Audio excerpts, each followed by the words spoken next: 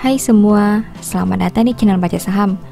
Pada video ini, kita akan bahas satu topik dengan judul Saham ini lagi diskon besar, kembali ke harga tahun 2010, PBV 0,7 kali dan PER 5 kali. Untuk itu, simak video ini sampai habis ya, agar mendapat pemahaman yang utuh. Mimin mau bahas satu saham milik konglomerat Indonesia. Saham ini menarik karena punya PBV 0,7 kali dan PER 5 kali. Rasio keuangannya juga bagus dengan utang yang rendah. Selain itu, labanya bertumbuh dan perusahaan punya aset sekitar 21 triliun. Uniknya, harga saham di tahun 2022 setara dengan harga saham di tahun 2010. Apakah ini suatu kesempatan? Ataukah memang wajar mengalami penurunan? Nah, karena laporan terbarunya sudah terbit, Mimin mau bahas kinerja triwulan 2 2020 saham ini. Tentu saja akan ada kesimpulan di akhir video dari aspek yang dibahas. Untuk itu, nonton sampai selesai ya. Seperti biasa, pembahasan ini bersifat edukasi dan bukan rekomendasi. Kamu bisa saja rugi jika beli saham ini. Untuk itu, selalu berhati-hati sebelum membeli saham. Disclaimer on ya. Pertama, aset. MNCN punya aset 21,94 triliun di tahun 2022. Sedangkan di tahun 2021, asetnya berjumlah 21,36 triliun. Artinya, aset MNCN naik 2,72% dalam satu tahun. Sekarang mari kita bahas lebih detail. Dari total aset 21,94 triliun, perusahaan punya aset tetap 6,27 triliun. Artinya 28,58% aset MNCN berada dalam bentuk ini. Jika dibanding tahun sebelumnya, pos ini naik 7,36%. Selain aset tetap, ada juga persediaan. Dari total aset 21,94 triliun, perusahaan punya persediaan 3,53 triliun. Komponen ini punya porsi kedua terbesar di dalam aset MNCN. Jika dibanding tahun sebelumnya, pos ini naik 22,15%. Kedua, liabilitas. MNCN punya liabilitas 3,18 triliun sampai triwulan 2 2022. Sedangkan di tahun 2021, liabilitasnya berjumlah 3,85 triliun. Artinya, hutang MNCN turun 17,40% dalam satu tahun. Nah, dari total liabilitas 3,18 triliun, perusahaan punya utang bank 0,9 triliun. Artinya 28,30% hutang MNCN berada dalam bentuk ini. Jika dibanding tahun sebelumnya, pos ini naik 1,12%. Selain utang bank, ada juga utang bank jangka panjang. Dari total liabilitas 3,18 triliun, perusahaan punya utang bank jangka panjang 0,66 triliun. Komponen ini punya porsi kedua terbesar di dalam liabilitas MNCN. Jika dibanding tahun sebelumnya, pos ini turun 45,90%. Ketiga, ekuitas. MNCN punya ekuitas 18,06 triliun sampai triwulan 2 2022. Jika dibanding tahun sebelumnya dengan angka 16,96 triliun, berarti ekuitas MNCN naik 6,49%. Dari total ekuitas 18,06 triliun, perusahaan punya saldo laba belum digunakan sebanyak 15,86 triliun. Artinya 87,82% ekuitas MNCN berada dalam bentuk ini. Jika dibanding tahun sebelumnya, pos ini naik 8,19%. Keempat, pendapatan. MNCN punya pendapatan 5,27 triliun sampai triwulan 2 2022. Sedangkan di tahun 2021 pendapatannya berjumlah 4,86 triliun. Berarti pendapatan MNCN naik 8,44% dalam satu tahun terakhir.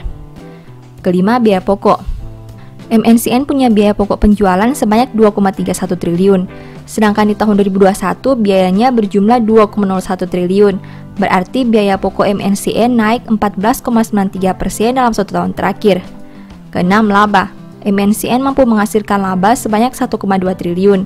Jika dibanding tahun sebelumnya di angka 1,19 triliun, berarti laba MNCN naik 0,84% dalam satu tahun terakhir.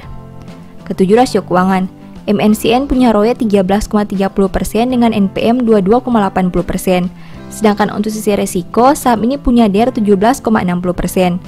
Rasio keuangan perusahaan terbilang baik hingga Juni 2022. ROE dan NPM di atas 10% dengan komposisi utang yang hanya 17%. Artinya perusahaan punya total utang yang sangat rendah. Kedelapan, valuasi. Saham ini punya PER 5,4 kali dan PBV 0,7 kali. MNCN punya valuasi PER dan PBV yang masih rendah. Dengan harga Rp870, saham ini punya book value Rp1.200. Artinya, harga di pasar jauh lebih rendah dari modal per lembarnya. Setelah melihat pembahasan tadi, ini kesimpulannya. 1. Naiknya aset tetap dan persediaan berdampak pada peningkatan aset. 2. Berkurangnya utang jangka panjang membuat liabilitas menurun. 3. Kenaikan saldo laba berdampak pada tumbuhnya ekuitas.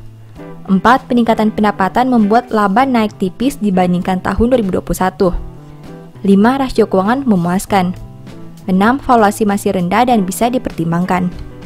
Demikian analisa singkat saham MNCN berdasarkan laporan keuangan triwulan 2 2022. Selalu ingat bahwa pembahasan ini hanya dari sudut pandang pribadi. Tidak ada jaminan pasti profit dan mungkin saja kamu bisa rugi jika beli saham ini. Sebagai informasi, di tahun 2022, Mimin menulis e-book baru dengan judul Cara Cepat Analisa Laporan Keuangan. E-book ini ditulis karena Mimin lihat banyak pemula yang masih bingung dengan cara menganalisa laporan keuangan. Kalaupun bisa analisa, biasanya menghabiskan banyak waktu karena harus membaca laporan keuangan yang sangat tebal. Dengan terbitnya e-book ini, diharapkan kamu bisa menganalisa laporan keuangan secara mandiri dan tentunya tidak membuang banyak waktu. Banyak tips dan trik yang bisa digunakan sehingga kamu tidak perlu membaca angka satu persatu. Mimin juga memberi bonus file Excel secara gratis yang berguna untuk melakukan screening laporan keuangan otomatis. Kamu hanya perlu mengisi data keuangan dan formula Excel akan menganalisa secara otomatis serta memberi saran apakah laporan keuangan tersebut baik atau kurang baik. Apabila tertarik membeli e-book ini, silakan chat WA ke nomor yang tercantum ya. Demikian informasi pada video ini, semoga bisa memberi manfaat kepada kamu semua ya. Oh ya, saya mau menyampaikan bahwa sekarang Baca Saham punya 3 e-book tentang saham yang mungkin saja bisa berguna bagi kamu, yaitu Strategi Nabung Saham, Analysis Report, dan The Stock Market. Berikut perbedaan antara 3 e-book tersebut. E-book Strategi Nabung Saham berfokus pada pembahasan teknik, money management, dan semua hal yang berhubungan dengan nabung saham. Poin intinya bisa dilihat pada tampilan berikut ini.